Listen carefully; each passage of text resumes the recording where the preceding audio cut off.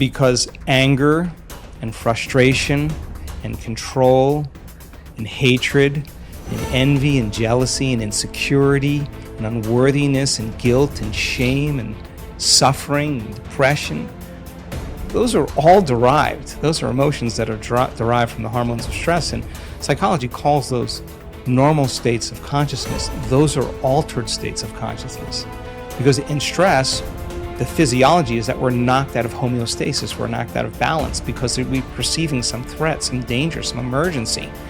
And so the stronger the emotion you feel to whatever stressor there is in your life, the more you pay attention to it. And so in time then, you have to keep your attention on all the important elements in your life. So you sit down to do a meditation, and when you're living in stress and you're living in survival, there's only 3 things that are important in that moment. Your attention is on your body because you got to preserve it. Your attention is on something in your environment, and what's in your environment? People, objects, things, places, and you're very preoccupied with time. And when you're in stress and you're in survival, the brain goes into a default mode, and it's naturally trying to predict the next moment based on what it's learned in the past. And so as you always try to forecast the future based on your memory of the past, you can't be in the present moment, right? So, and yet our model of change, what we discovered is that the only way a person can change is when they get beyond their body, they get beyond all the elements of their environment, and they get beyond that predictable future and familiar past, and they sink into the present moment, which is the unknown. So if you can't do that because of the hormones of stress, most people will sit down and they'll say, okay, I'm going to close my eyes, I'm going to start this process where I'm going to rehearse how I'm going to be today, and they start thinking about their cell phone. They start thinking about all their emails, and they start thinking, I can't meditate. There's something wrong with me. It's my mother's fault, And they actually believe that thought to be the truth, and then they get up and they actually reaffirm it and say, I can't meditate. Now, I can tell you that if you are willing to see that thought as just a thought in your brain, and you're curious what's on the other side of that thought, yeah, you're going to feel uncomfortable. But if you had some tools and skills to apply, and you were able to take your attention off your cell phone and settle your body back down into the present moment, that would be a victory. And then your body would say, come on, you gotta feel a little frustration now, you gotta be impatient, you gotta be judgmental, come on, that's what you always think, that's how you always feel. And you, like an animal, you settle the body back down into the present moment, and you tell it it's no longer the mind, that you're the mind. That's a victory. Then the body says, hey dude, you're super busy, you got a lot of things to do, you got a lot of people to see, you got a lot of places to go, you got a lot of things to do, and you've been doing the same thing every day. Your body's going to want to get up and do something. You're going to want to quit because your brain's telling you that you can't do this. If you had the awareness to settle the body back down into the present moment, you would be executing a will that's greater than the program, because most people lose their free will to those programs, and it's that tedium in the beginning that is an uncompromising will, where you keep training the animal to stay, to take all of its attention off the environment, to get beyond all the cravings, the feelings, the habits of the body, the drives of the body, and catch yourself defaulting to that predictable future, bringing the body back into the present moment, siphoning energy back, your attention into the past based on those familiar emotions of the past. We've discovered that if you're willing to do that for just a few days, you could actually liberate an enormous amount of energy from your body. You go from particle to wave, from matter to energy, and you're literally transmuting those limited emotions into elevated emotions, and something really beautiful happens if you're willing to fire the crucible and sit through that long enough. All of these emotions move, that energy moves right up into the heart, and a person starts falling in love with life. They start feeling this state of gratitude, this gratefulness to be alive, this ineffable word of relaxed and awake. And something really magical happens when we've discovered this little simple thing. When that energy makes it to the heart, there's only one place it wants to go, and it goes straight to the brain. So the person starts relaxing into their heart when they feel this feeling, and the more they relax into the heart, the more their brain all of a sudden starts becoming aroused. And they start going into these elevated gamma brainwave patterns. Now, gamma is not unconscious. Gamma is actually super conscious. It's actually super aware. You're outside the program now.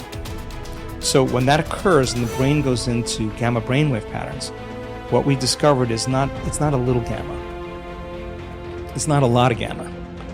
It's not a whole lot of gamma. It's a supernatural amount of gamma.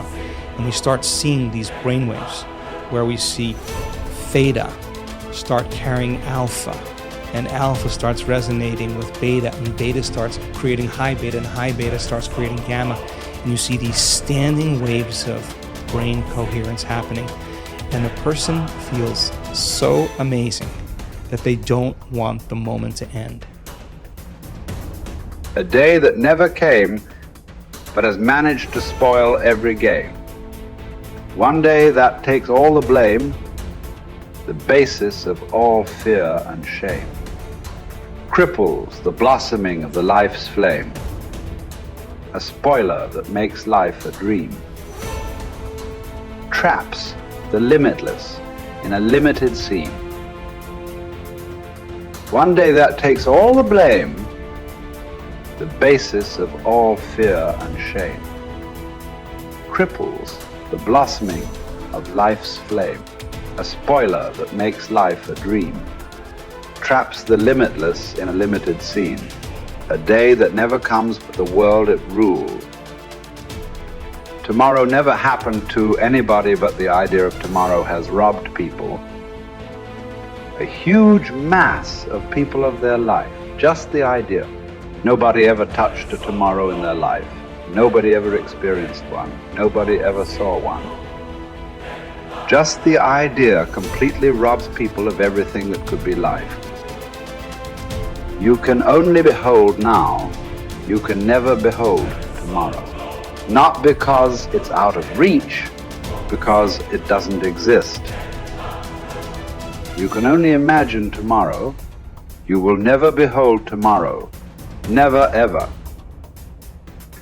But still, for most human beings, it is this, an idea. An idea whose time will never come. It is that idea which drives most people's lives, unfortunately. Even if you drive your life with an idea, even if you drive your life with an idea, you must drive with an idea whose time may come sometime, but this is an idea whose time will never come. But it still drives people. It still drives most lives on the planet. That is why most lives on this planet are not lives.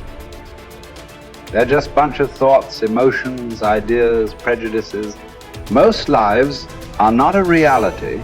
They're just a psychological. They're just a psychological existence. They're just a dream, because reality happens now. Reality happens here. In your mind, only a dream can happen. And life and death will happen today. Dream is about tomorrow. It's better to dream of something that will come true. Tomorrow is a dream that will never come true. So, what you refer to as spiritual process, it's about knowing life. You can know life only today. You can know life only now. This is the moment. I'm not trying to give you a teaching. When I say this is the moment, oh, he said, this is the moment. It's not about that. This moment is not an idea. It is the only reality. This moment is not a teaching. It is the only living thing. It is the only living thing in the existence is right now, nothing else. So don't try to understand it. Don't try to digest it. You just have to behold it in all its entirety. Start with the rain, good way to begin. See how to address the larger issues of my life. There are no large issues in your life. What is the large issue that you're talking about? It is just about what job to take, which girl to marry, where to go for vacation, whether to get married or not get married, you know.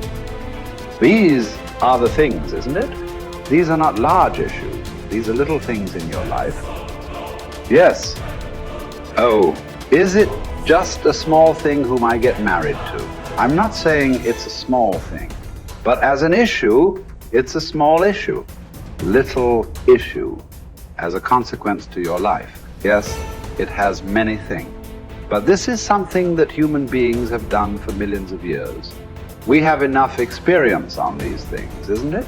We know that whatever job we take, whoever we marry, it is just the way we make out of it. Every experience of life, you can make it an enriching experience. Every experience in your life, you can make a curse out of it. See, there is nothing wrong in your job, whatever job you're doing. There's nothing wrong getting this job. There's nothing wrong in losing this job. There is nothing wrong in getting married. There's nothing wrong in getting divorced. There is nothing wrong in not getting married. There is nothing wrong in anything. There is nothing wrong in this or that, but it is just that you make misery out of it. That's wrong. You do this, you make misery out of it. If you do that, you make misery out of it. That's what is wrong with you. So you got married. Is it wrong? That's not the point. There's nothing wrong with it. You did not get married. Is it wrong? No, there's nothing wrong with it. That's wonderful too. You got divorced. Is it wrong? No, that's also wonderful. It is just that you make misery out of everything. That's what is wrong. You just address that one issue, everything will be settled. That's what we are looking at. How not to make misery out of everything. If this one thing is settled, everything is settled, isn't it? Yes. If you know how to walk through this world joyfully, through marriage and divorce and celibacy and everything, if you know how to walk through this joyfully, what is the problem? Whatever you do is beautiful, isn't it? If you don't even know how to be happy, don't have such goals as realization. They are very far away from you. Happiness is not just a state of mind, it is just the basis of the quality of life that you live here. Is it such a small thing, happiness? Oh, it's just a state of mind, is it a small thing? So, biggest issue, isn't it? If you are capable of going through this world joyfully, then you could talk about going beyond. If you are not even capable of going through this joyfully, talking about beyond is no good. There is no way. I'm telling you, there is simply no way. For a person who is constantly creating inner battles all the time, how will he deal with the bondages of life? And how will he transcend that? There's no question. It doesn't arise in your life. So first thing is working towards to be a blissful human being.